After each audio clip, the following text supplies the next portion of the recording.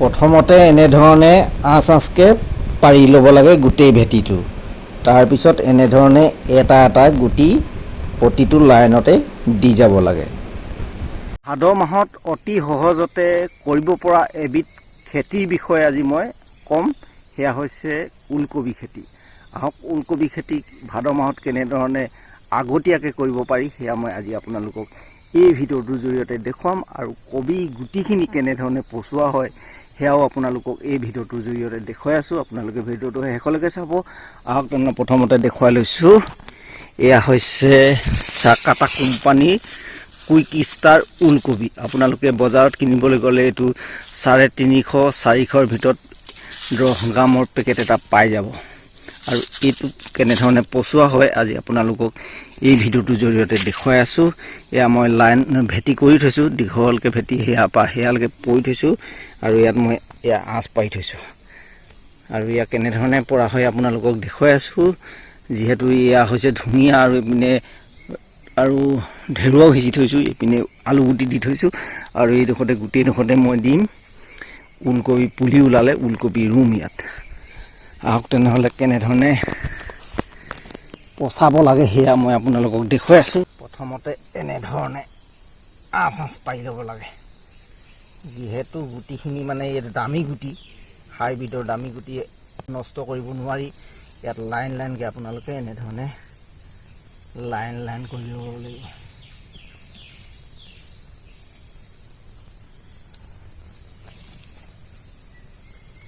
হাতে এটা দুটাকৈ ছিটিয়াবও পাৰি, কিন্তু এনেধৰণে লাইন লাইন কৰি দিয়াৰ পিছত নষ্ট নহয় পুলিখিনি।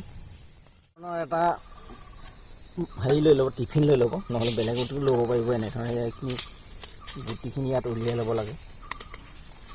যিহেতু ইয়াত বহুত দামৰ গুটি, সেইকাৰণে এঠানি হ'লে অলপ বেয়া লাগে, সেইকাৰণে আপোনালোকে এনেধৰণে উলিয়াই ল'ব।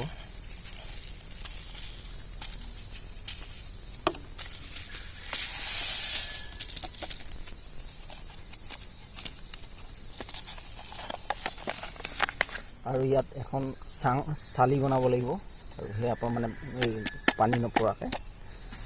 বগা পলিথিনটো হ'লে ভাল। এতিয়া বৰ্তমান মোৰ বগা পলিথিনটো নাই, মই বেলেগ এটা ব্যৱস্থা কৰিব লাগিব এইকেইদিনৰ কাৰণে। আৰু পানীটো নপৰাৰ কাৰণে যেতিয়া পলিথিনটো আনিম তেতিয়া আৰু দি দিব লাগিব সি।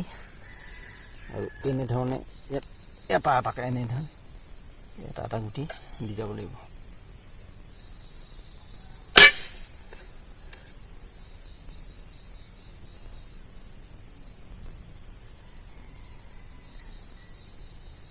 টিফিনটো পাতাং কৰি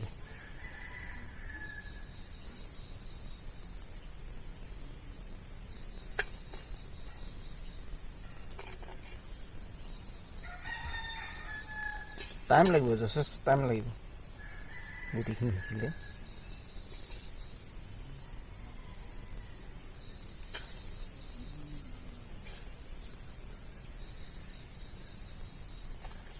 এনেধৰণে সেৰেঙাকৈ দি যাব লাগে, দুই এটা য'ত ত'ত ওলোৱাকৈ।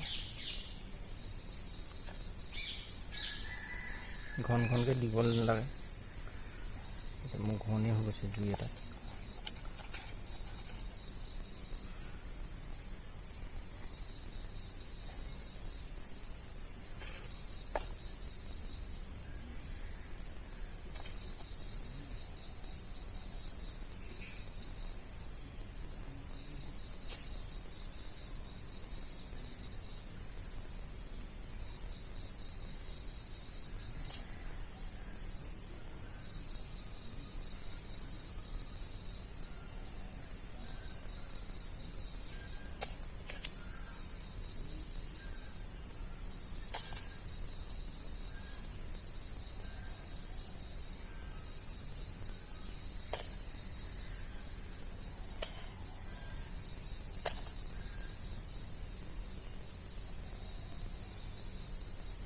আৰু এনেধৰণে পচাব লাগে বুলি আগতে আমি নেজানিছিলোঁ, কিয়নো দামী গুটিবোৰ মানে এঠানি হৈছিলে আমাৰ।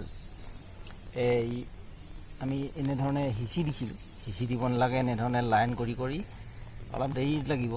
এনেধৰণে আমাক চাকাটা কোম্পানীৰ যিসকলে মানে প্ৰশিক্ষণ দিবলৈ আহিছিলে তেখেতলোকে আমাক এনেধৰণে সিঁচিব লাগে বুলি আমাক দেখুৱাইছিলে তেতিয়া মানে গুটিটো আঠানি নহয়।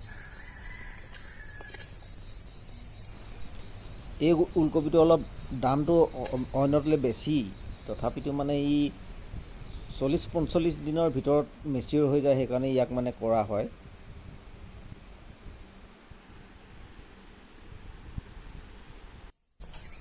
ইয়াত মাটিটো এনেদৰে হেৰি কৰি দিব নালাগে, একদম বেলেগ মাটি অলপ অলপ ইয়াত দি দিব লাগিব। এনেকৈ চাল দিব পাৰিলে ভাল। মই এতিয়া চালনী এখন আনিব লাগিব। আৰু মোৰ গুটি পচোৱা হৈ গ'ল আৰু এই ওপৰত এখন পাল পাৰি দিছোঁ। আৰু ইয়াত পলিথিনৰ এনেধৰণে বগা পলিথিন মানে ঘৰ এটা বনাই দিব পাৰিলে ভাল। মই এতিয়া বৰ্তমান মোৰ সেই ব্যৱস্থাটো নাই, মই আনিবই লাগিব। আৰু এতিয়া এনেধৰণে ওপৰতে পাল পাৰি দিলোঁ আৰু উৰি যাব নোৱাৰাকৈ মানে এডাল বাঁহ দি দিছোঁ। আৰু আপোনালোকেও এনেধৰণে পচাই চাব পাৰিব আগতীয়াকৈ যদি ৰুৱে। আৰু বন্ধুসকল, ভিডিঅ'টো আজিলৈ ইমানতে সামৰিলোঁ। যদি ভিডিঅ'টো চাই ভাল লাগিলে তেনেহ'লে লাইক এটা কৰিব, আৰু যিসকলে মোৰ চেনেলটোলৈ নতুনকৈ আহিছে তেখেতলোকে মোৰ চেনেলটি ছাবস্ক্ৰাইব কৰি ল'ব। আৰু আজিলৈ সামৰিলোঁ।